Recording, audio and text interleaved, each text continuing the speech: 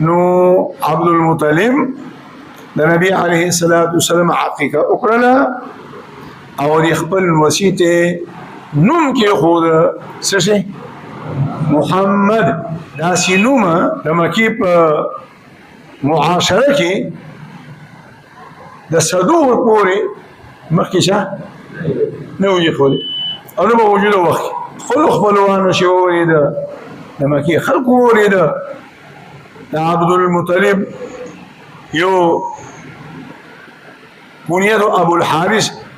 اے ابو الحارث دا دې څه ناشنا کارو دا شنو مخ مونږ شته نه اوریدل دا دی وایي کې خو وای دا مې ول د دې لپاره کې خو دا چې د اسمان مخلوقات هم د تعریفونه کوي او د اسمکي مخلوقات هم د تعریفونه کوي دا الله تعالی القاء او الهام او بل باعث داو چې یو خو عبد المطلب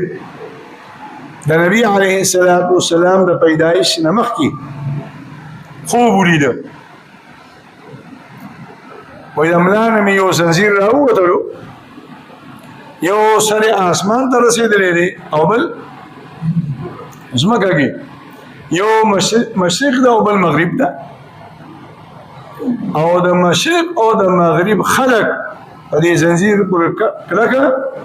انختی دي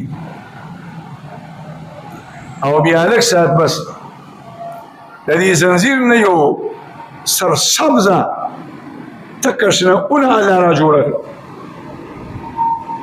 او په دې اون کې یو داسې نورو وای د وی پانی اغرنا د نور درنا نه زما د اندازې پرنا کې او یا چند زیاته و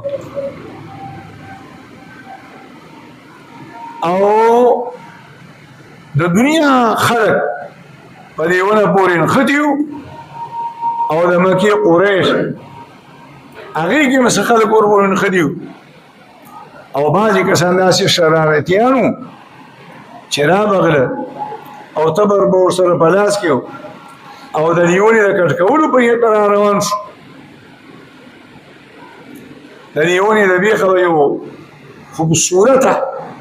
اشاش بشاش تر و تازه نورانی شهری والا سلمی راووتلو او د خلق به بشادي کک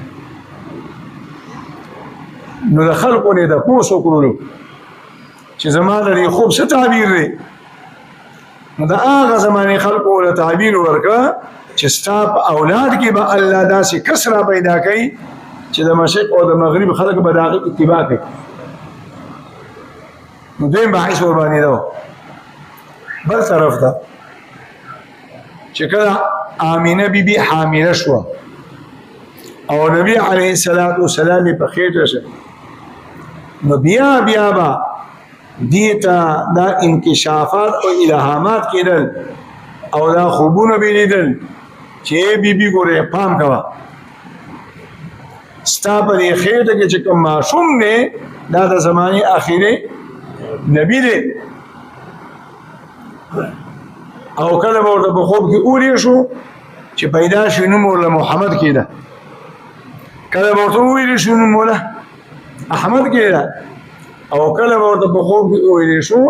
چې نو مولا محمد او احمد کېده او دا دو نمونه د نبی علیه الصلاۃ والسلام ذاتی او په ټولو نمونو کې مشهور نمونه دي او قران کریم کې الله دا دره نقل کړي یو محمد ما كان محمد ابا احد من رجالكم ولكن رسول الله خاتما